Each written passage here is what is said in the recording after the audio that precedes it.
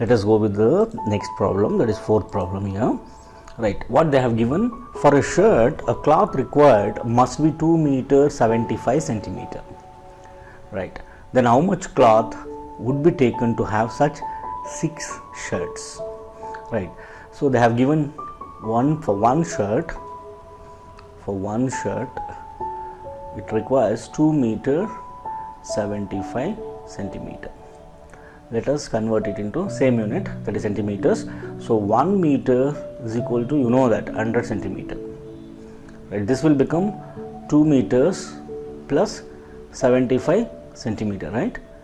So what happens here? 2 meter, that is 2 into 100, 200 centimeter plus 75 centimeter, which is going to be 275 centimeter required for one shirt.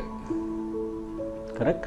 Now what we need to do, we are supposed to calculate for 6 shirt, right? For 6 shirt, what we are supposed to multiply?